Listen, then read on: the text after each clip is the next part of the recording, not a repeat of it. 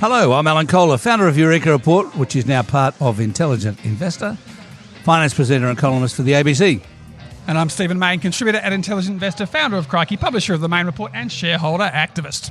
And we are the Money Café. G'day, Stephen. Now, the reporting season is producing some big gains and losses. I reported on the news last night, a lot of big falls and big rises are going on. And this isn't meant to happen because continuous disclosure and all those class actions for companies holding back bad news was meant to have got rid of shock profit results. Yeah. Because these should all be announced ahead of time. But clearly this reporting season has seen more double-digit share price moves up and down than for many years. Yeah, that's right. So the guidance is not being given. Guidance has not been given. Investors are being shocked. Prices are jerking around. Class actions will flow. And we've all got to get back and do continuous disclosure properly. Yes. What's the biggest surprise for you? Well, look, I listened into the Viva Energy earnings call yesterday. Their share price fell 26%. And one of the things that's smashing them... We should say what Viva does. Viva Energy is... They've got an oil refinery. Yeah, they're the old Geelong refinery. They're ex-Shell. Shell, they've got all the Shell service Shell stations. service stations, but it's also Liberty, Coles Liberty, Express, yeah. and they paid $1.15 billion for On The Run, OTR. That's going badly. That was one of the reasons why... What's On The Run? On The Run is a South Australian petrol chain called OTR that they're trying to roll out nationally, but they're running into all sorts of council permit problems, and so all these promised upsides from rolling out the On The Run or OTR chain nationally are not going to come through. And so the investors yesterday just said, you've paid $1.15 billion for this thing, and it's not going to work. So the share price got crashed. And on tobacco, like Ampol earlier in the week said that their sales were down mid-teens, so 15% down for the half. Sales of tobacco. Sales of tobacco, yeah. And they're openly talking about loss of market share to the criminal networks. And then if you go back and look at the federal government's tobacco tax revenue, it peaked at $16.3 billion in 2019-20. It was projected to fall by another billion to $8.8 billion this year, and I reckon it's going to fall below $8 billion because they're losing market share so quickly to the criminal gangs. It's just an absolute national disgrace. So smokers are buying these untaxed illegal cigarettes from tobacco shops if they haven't been burnt down. If they haven't been burnt down. That's the market, and I reckon they're... But it's eating into the profits of the service stations. Yeah, so it's triggering profit warnings. Like part of the Viva problems yesterday was ongoing loss of revenue from tobacco, as in it's fallen by 15% in the latest half. So the Feds are not even making a dent on it. If anything, it's accelerating. And they made a comment yesterday, oh yes, they've all moved into South Australia. So we've just noticed that we've lost a lot of market share in South Australia in the last half year. Who's moved to South Australia? The gangs. All the illegal tobacco. So it's the biggest disgrace in terms of sort of regulation of gangs and illicit activity that I can recall in years. It's amazing. Well, the other result was WiseTech this morning. The shares are up a bit on that, up 8% or something, but they fell 20% or more the other day when it was revealed that that Richard White had won. There had been a standoff between him and the board, or most of the board, over how they were going to respond, and actually him not being CEO and running the joint anymore, and he won. And so the board had to all file out the door. Well, I think it's fairly disappointing that the four directors have walked so meekly. Make him vote you off at an EGM in this situation. Don't just surrender and go, because it tanked the share price by 20%. But look, this is big tech oligarchy. He's got 36.6% of the company worth $11.5 billion, and he doesn't give a stuff about corporate governance. He can have as many affairs as he likes, it seems, with the staff and all this sort of governance stuff. And he's going to run the show, even though he's almost 70, Richard White. Do you know much about Charles Gibbon, who's the other big shareholder who's been supporting him? Well, just that him and Michael Gregg, who's come back on the board so they don't lose quorum, were original investors 20 years ago. They've all got rich, they're mates. And so he's just brought in his loyalists. And so it's just going to be a Richard White and his mates club. But I don't know, if you're against DEI and ESG and governance, you just say let some cowboy tech bro billionaire with his mates run it and we'll all get rich. But the stock tanked by 20% yesterday. And I just want to quote Alan, this is the question I asked at the WiseTech AGM this year. Could Chair Richard Demery please detail his pathway onto the WiseTech board 3 years ago, the process that was undertaken to select him as chair 12 months ago, and the history of his relationship with founder Richard White? And I also asked, could Richard White explain his relationship with Mr. Demery? And they all said, oh, look, perfectly independent. I didn't know him beforehand. I was recruited through a good independent process. And then Richard White said, look, Richard Demery's doing really well and he's got a different style, but he's very constructive and engaging and it's all fantastic. That was 3 months ago. Now you've had a mass walkout of all the independent directors and the company, which is 2% owned by the public, don't have any directors on the board anymore. It's all just the founder and his mates. Yes. And there's nothing anyone can do about it. Well, I'll be going to the next AGM and... Well, you'll do something about it. Well, I mean, the market has spoken because he's now trading at a governance discount just like Jerry Harvey and Harvey Norman. So if companies want to trade at a governance discount because independent investors are not respected or represented, then they can choose to do that, but they will not trade as highly. Richard White reckons he's rich enough, it's fine. He doesn't care. He doesn't care. Yeah. So, but look, it's sad and disappointing. They should have said, Richard, you'll need the fire brigade to get us out. We're not resigning. Shut up. But they just walked meekly. Yes. Now, what about Trump? You keeping up? Now, you've got a note in our list of topics saying Trump and our federal election. What's Trump got to do with our federal election? Well, I mean, I'm just waiting. I'm waiting to see. Is Musk and JD Vance going to come out and say only Clive Palmer can save Australia? Vote for Clive Palmer. I see. Like they did in Germany. Well, I don't think that's going to help Clive Palmer. No, it's not. But I just think that Trump... I mean, look, how about Zelensky is going to Washington on Friday to sign this revised minerals deal? So that's the latest development this morning. That was just a shakedown. It is a shakedown, yeah. It's unbelievable. Yeah. So, but there you go. He's giving up the half his minerals or whatever. I mean, are we going to need to hand over our minerals for Trump to tell the Chinese stop to doing war trip encirclements of Australia? I mean, yes, that's what will happen. We are a big minerals-rich country, and this has just put a big arrow on our back. If we want America to protect us from China, they're going to have to get the Pilbara. Well, but the Japanese and the Chinese investors have got over $100 billion invested in Australian minerals already. The Americans have sod all besides perhaps that's right. big oil. Chevron and Exxon have got some big oil plays, but in terms of the mining, the onshore mining, Americans have had their clocks cleaned by the Japanese and the Chinese in terms of making big bucks out of our minerals. I reckon Trump's going to come in and have a crack at it. Anyway, but... are you worried about Trump? Market's getting nervous. Tesla shares fell 8% overnight. Market cap's down to $949 billion. Tesla's down a fair bit. And crikey, if I was a Tesla shareholder, I'd be getting out. I mean, how's the bloke running the joint? I mean, he's otherwise engaged, Elon Musk. Well, really, jumping around with his chainsaw. You see there's 21 Doge staffers who quit this morning in protests. So the whistle-blowing fight back. In protest, I didn't see that. Protest against what? Or breaches of policy to damage the government. So we're not going to be part of it, said 21 Doge staff. Oh. Old Doge staff, not Trump's tech bro juniors. Oh. So, look, he's coming up against resistance. Quite a few people are not going to respond to the 2 million emails last Saturday saying, tell me what you did last week in 5 bullet points by Monday night. I mean, that even went to the judges. No one was exempt from getting that. Yeah. What would you do if someone sent you an email like that? I'd ignore it. Yeah. But they said that if you ignore it twice, you're sacked. Yes. So, anyway, look, he seems to be doing everything that Putin wants. I watched 3 or 4 hours of Fox News yesterday, and Rupert is still entirely on board as a propaganda merchant for Trump, attacking the mainstream media, saying Doge is great with their cuts, etc., etc. And see, Trump this morning has said, I will now decide who comes to my press conferences, not the press corps.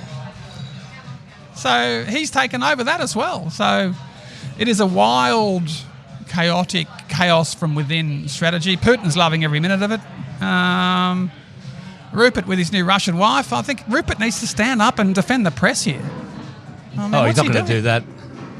At some point, where's Rupert's red line on being a Trump man? It's got to kick in soon. His kids are going feral against him. Where's that Reno court case up to? He's appealing against the ruling, right? Yeah, well, he's appealing it. But look, the kids have just gone nuclear against Rupert with these massive leaks to the New York Times and the Atlantic. Yes. I mean, the largest ever disclosure of internal workings of the Murdochs. 3,000 pages of were leaked documents to the New York Times. And a 13,000-word piece in the Atlantic based on all the inner thoughts of James Murdoch. So what's happened here is the children have decided that the complicity with Trump and the whole Fox News thing, it's intolerable, and we need regime change at the Murdoch family, and we're going public with that. So you've got all these internal fights breaking out, including a civil war in the Murdochs over whether they remain propagandists at Fox News for Trump or whether they step in and be a normal media organisation respecting free speech and journalistic ethics. Yeah, and a lot of the articles in the New York Times especially, but also the Atlantic to some extent, was focused on the fact that the women, Elizabeth and Prudence,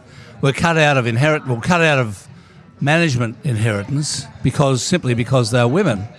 And James says, yeah, well, that's because Rupert is a misogynist, which was, I thought, very interesting. Yes, I agree that was interesting. And also interesting was that the women were not advised in advance that Rupert and Lachlan had decided to appoint Tony Abbott to the Fox Corp board. Right. So Lachlan's meant to represent the interests of the 6 children who will inherit from Rupert when he passes.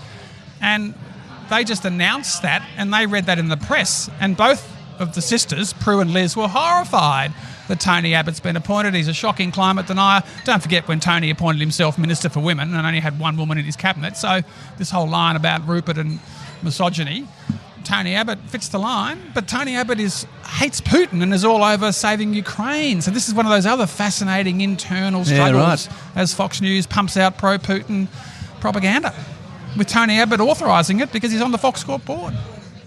Well, we can sit here all day talking about Trump, but I think we need to move to questions.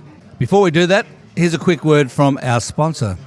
Are you looking for a fund that invests in the best growth opportunities at home and abroad? The Intelligent Investor Select Value Share Fund does just that. It invests in global leaders, including household names such as Visa and Alphabet, alongside lesser-known businesses such as UK-listed Rightmove and Canada's Fairfax Financial Holdings. And until February 28, you can invest in the fund with zero brokerage fees directly with Intelligent Investor. Learn more at offer.intelligentinvestor.com.au/IISV.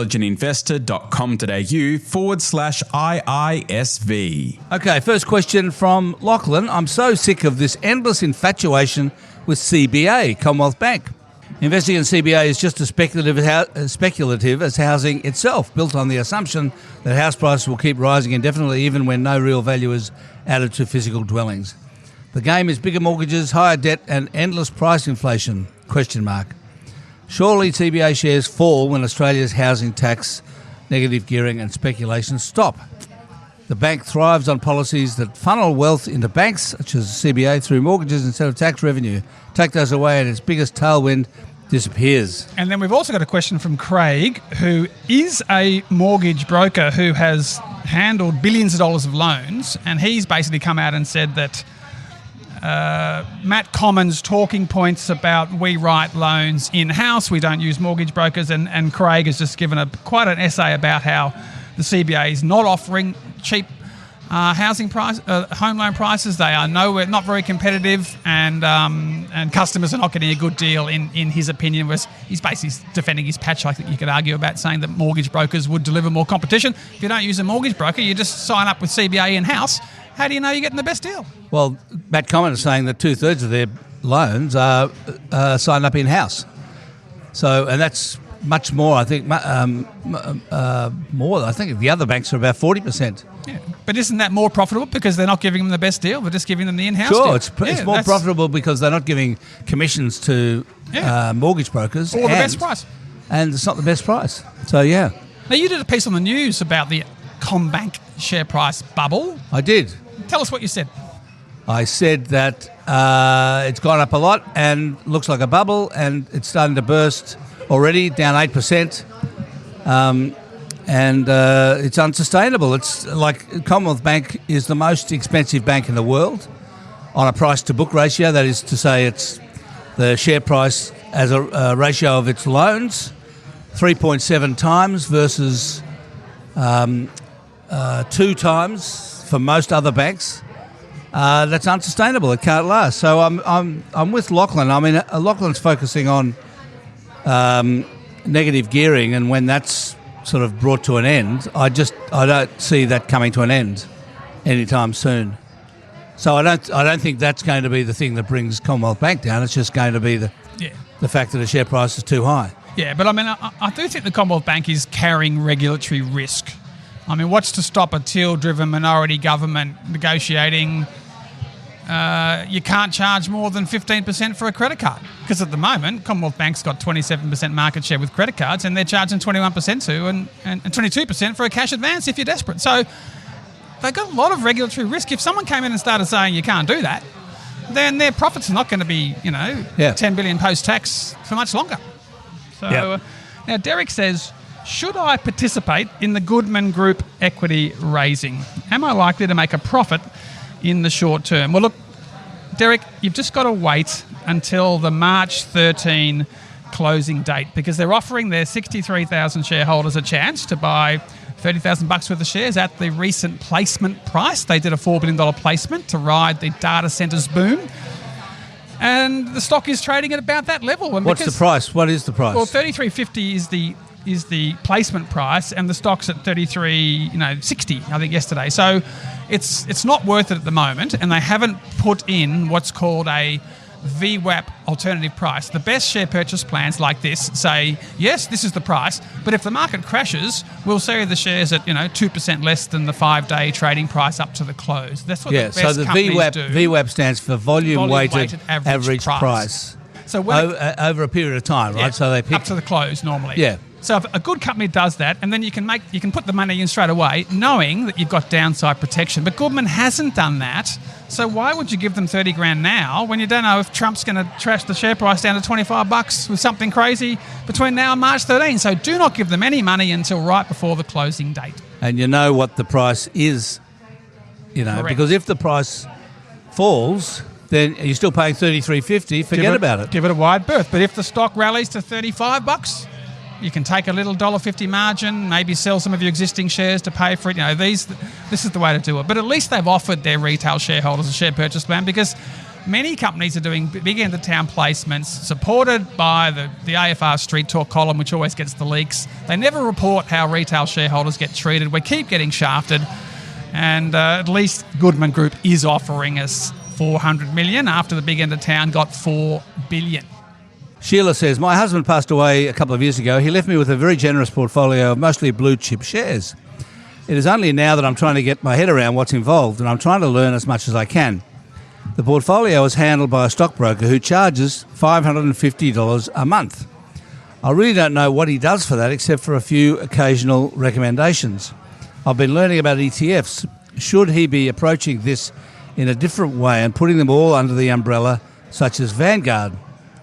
Well, Sheila, it depends a bit on how much you've got. So if you've got 500,000 of shares, then $550 a month is too much. If you've got $2 million worth of shares, then $550 a month is okay. It's 0.3%. So, and also it does depend on what he does for that. If he's looking after your money, if he's providing a good service of looking after your money for you, and you've got $2 million worth, then okay, that's fine. But if he's not doing much, or she, and if he or she's not doing much, and you've only got $500,000, then take the money off them entirely, and put it yourself into ETFs.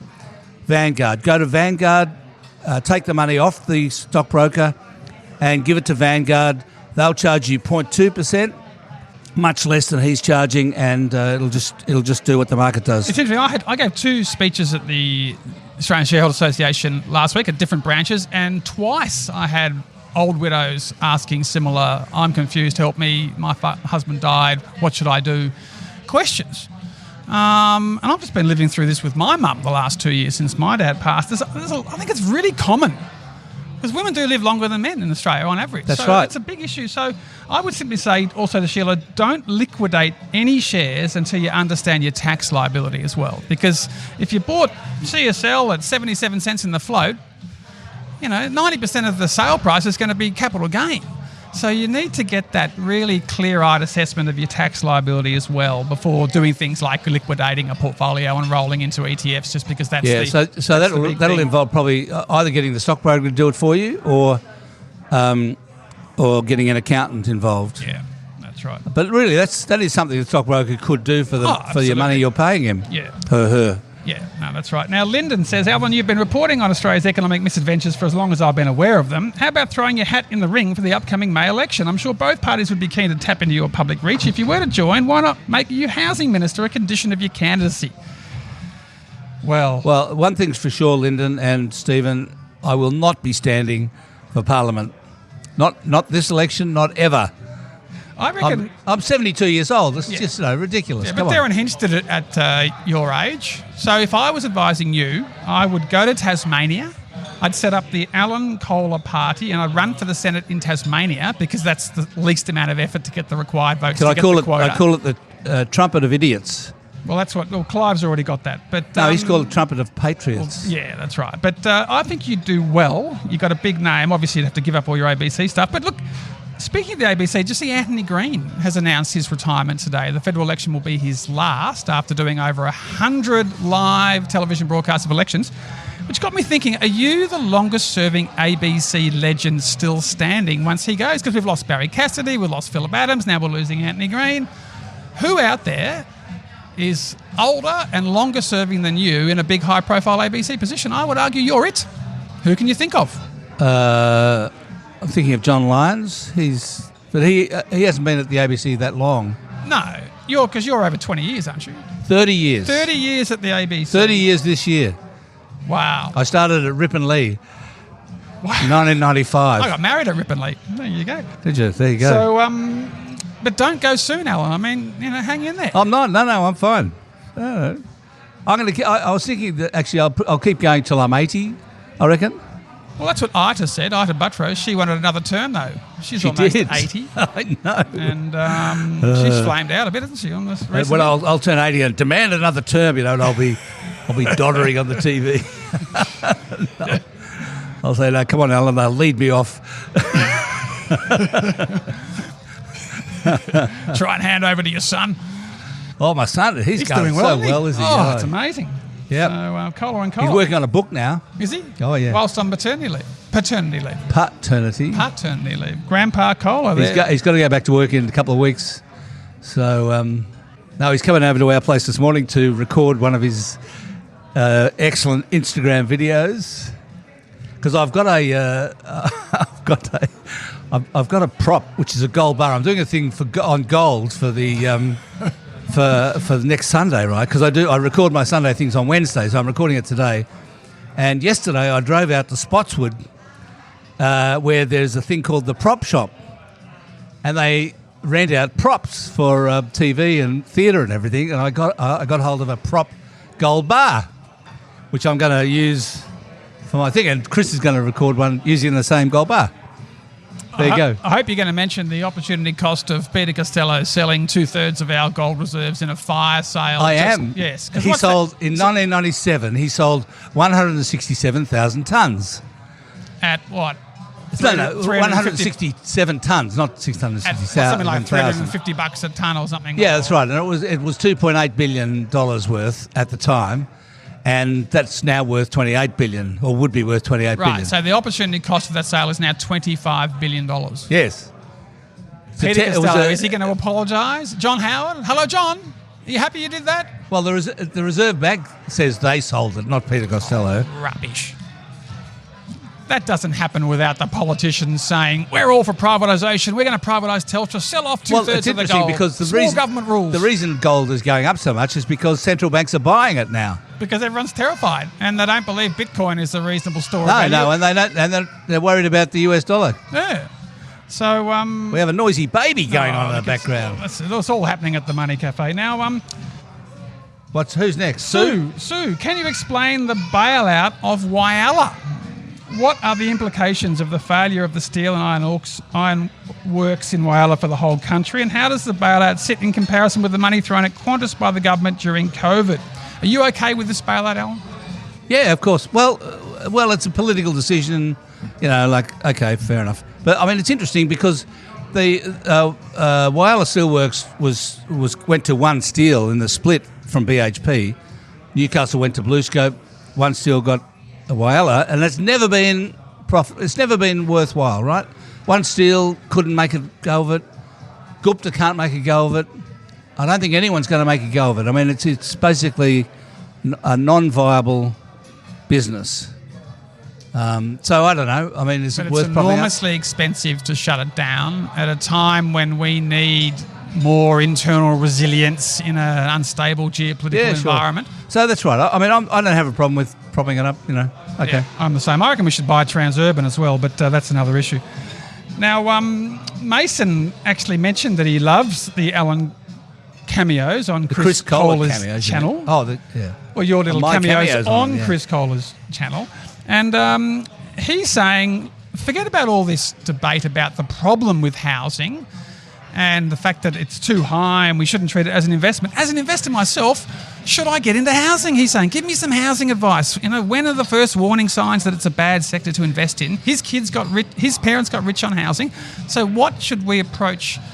How should we approach housing right now from an investment point of view, Alan? Well, so if you saw a company that actually said we are now going to try to issue enough shares to meet any demand, we're going to try to provide an oversupply of our shares by issuing them. We're not going to buy them back. We're going to just issue them like crazy. You'd have to stay away, surely. So what we're in with housing is governments, federal and state, have said they're going to make more housing, as many houses than they can over the next 10 years, and they're going to try and make an oversupply of housing. So it's true that it might not work, but I would stay away from housing right now because it's the intention of the governments to make sure that housing has zero capital gain. That's their intention. Yeah, they're trying to stimulate supply to meet demand. That's right. 10 trillion as the total value of houses looks and sounds like a bubble.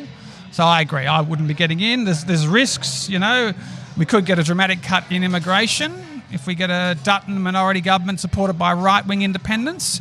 You could get a left minority government smashing capital gains tax. I mean, there are risks. Against that, you could get, we probably will get 3 or 4 interest rate cuts, which could boost house prices some more. So, yeah. I mean, look, the thing about housing is that you do get negative gearing and you do get the capital gains tax discount and you do get the chance to gear. You can borrow 80% against a house, right? So you can't really do that with shares. You don't get franking credits though, Alan. You don't get franking credits. They're a beautiful thing. You got to pay tax on the rent. Yes, true. Now, Hans is saying both my home building contents and comprehensive car insurance premiums have increased approximately 15% a year since 2019. With interest rates, climate change and other factors, can insurance premiums decrease at all, or is this likely to be a continuing trend? Oh, it's certainly going to be a continuing trend, Hans, no doubt about that. I'm going to say something different in that the QBE, IAG and Suncorp profits and share prices are booming unacceptably, in my view, a bit like the banks. So I think that there is a bit of gouging going on as well in a not very competitive market, and there is regulatory risk of regulatory interventions. My mum got a ridiculous reinsurance proposal from RACV. She rang up UE, 40% cheaper. So the solution is shop around, totally. Make the market work, because the prizes in this life go to the people who shop around, not those who do nothing and get gouged from long-term loyalty. Oliver from Perth says, I'm a car enthusiast and have been consuming news around EVs for many years. It's occurred to me that there's a huge potential in the Chinese EV space. To cut a long story short, he wants to know if he should buy shares in BYD. But he's, noted some risks.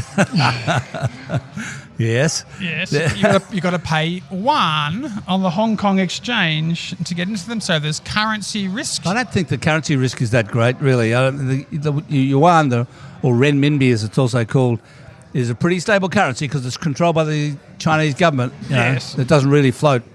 Yes, and So the it's industry's okay. been propped up by a lot of government subsidies and support. Yeah, I that's mean, right. that could fall away. Tariffs are a risk. look, But look, they seem to be good cars, and they're gaining market share big I reckon time. you could do far worse than investing in BYD. I think they're good cars, and they're cheap, and they're going to be taking the world by storm. I agree. You know what's interesting is that the US equity market currently comprises 70% of global equity markets. Yes. But that's ignoring the fact that the Chinese government owns trillions of dollars worth of government-owned companies. Right. And if companies like BYD and all the other, Chinese businesses were Thatcher-style or Kennett-style privatised, the Americans would be under 50% pretty quickly, because the largest single source of economic profit value is in Chinese government-owned companies that are trying to make a profit. Right. And are carving up, US competitors, just like Tesla's getting carved up by BYD at the moment. Yes. Jack says, I've been an avid listener for some time and have recently become aware of stamp duty system in Singapore that increases the liability required to purchase the property based on how many properties the buyer currently owns.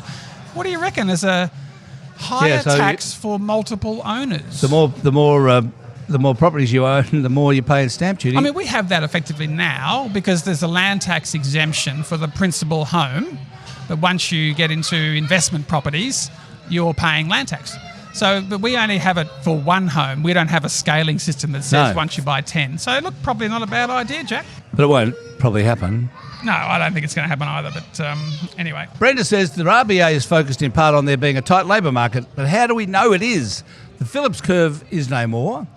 The Nehru is unknown, and wages are not accelerating as inflation comes down, and so on. So, look, yes, I think the Phillips curve is no more. That's true. Phillips curve was invented in 1958 by Bill Phillips of New Zealand, and it describes the relationship between unemployment and inflation, and says that the lower, if unemployment comes down, inflation goes up. If unemployment goes up, inflation comes down. That's the kind of the rule, and it doesn't work anymore. I mean, if it ever worked, I don't think it ever worked really, but it certainly doesn't work at the moment. We've got unemployment coming down and inflation's coming down. I mean, there was a little increase in unemployment last month, but really, on the whole, unemployment is low and has fallen. And so, we are in a per capita recession. Yeah. But full employment is amazing, and surging immigration and students, and so the economy's growing, but still too close to full employment for any more interest rate cuts, probably. Yeah. But it is true that the RBA is still focused to some extent on unemployment. And, is kind of the reason it's kind of cautious in cutting interest rates, even though inflation's come down, is because unemployment is so low. So it is worried about unemployment. Whether should it be worried? I don't know. Now, last question. Nick from Brisbane says, I bought into Wilson Asset Management, code WAM, in April 22, and of course the share price dropped. The flip side is that the yield has gone up. WAM, as of January 25, is at a 9.6% yield. Grossed up, that's 12.1%. I don't see this level of yield elsewhere, so why hasn't the share price recovered? And look, I had a look at this, Nick, this morning, and WAM, this is Jeff Wilson's biggest of his 8 listed investment companies. Right now, the net tangible assets is $1.65. The share price is $1.66. So it's actually trading close to net assets. But I was going to say that these things often trade at a discount because it's not internally managed, and Jeff Wilson's personal empire takes a 1.25% fee every year, plus 20% if there's any outperformance of the MSCI Global Index. So it's a high-cost model, the Jeff Wilson model, but he is a good stock picker and he's done well over time. He's got tens of thousands of loyal retail punters who trust him, and he's got very rich taking those fees. And currently, right now, I think since this question was asked, the share price has recovered a bit and it's back trading to NTA, which is what you want to see. What's the yield? You don't know. Plenty. Probably down a bit. But yeah, because the stock's recovered, so the yield's down a bit because those things are inverse. We're done. Thanks for listening to today's episode of Money Café, everyone. I'll be back next week with James Thompson. So send in your question for us to the Money Café at eurekareport.com.au. Till then, I'm Alan Kohler, founder of Eureka Report and ABC presenter and columnist. And I'm Stephen Mayne, and we'll see you in a fortnight.